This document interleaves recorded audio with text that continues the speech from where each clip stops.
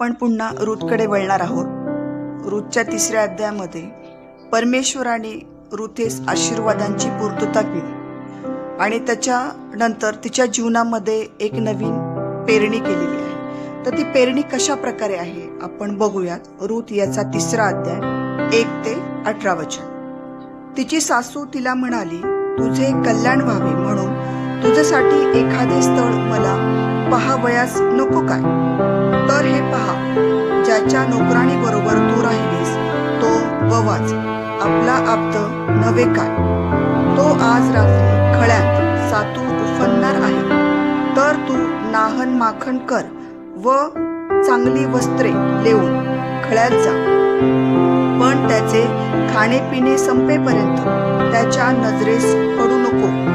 तो कोठेच निजतो हे पाहून ठेव, आणि तो निजला म्हणजे तू जाऊन त्याच्या पायांवरचे पांघरून काढून तेथे निजून जा।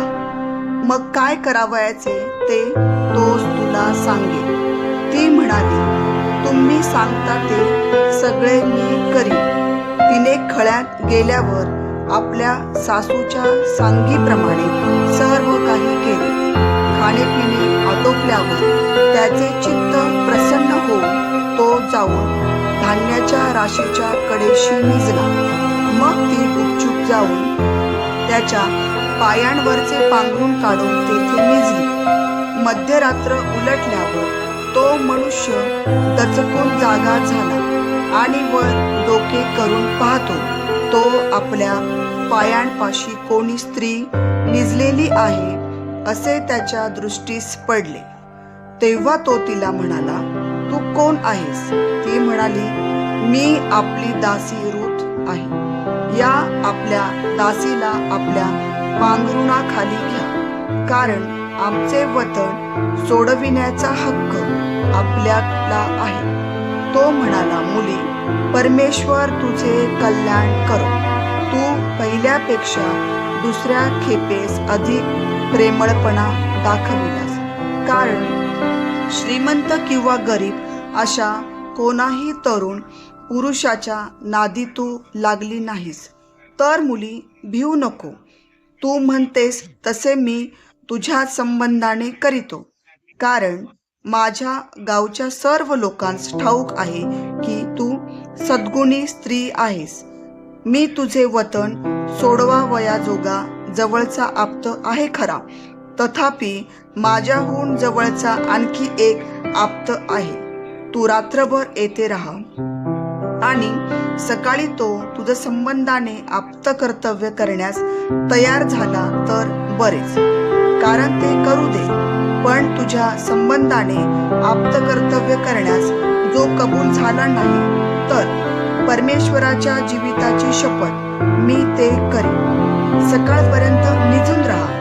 ती त्याच्या पायाशी पहाट होईपर्यंत निजून राहिली, आणि मनुष्य मनुष्याला ओळखता येण्यापूर्वीच ती उठली, कारण बोआजाने तिला सांगितले होते की खळ्यात कोणी स्त्री आली होती हे कोणाला कळता कामा नये। तो तिला म्हणाला, तुझ्या अंगावरची चादर आणून पसरून धर।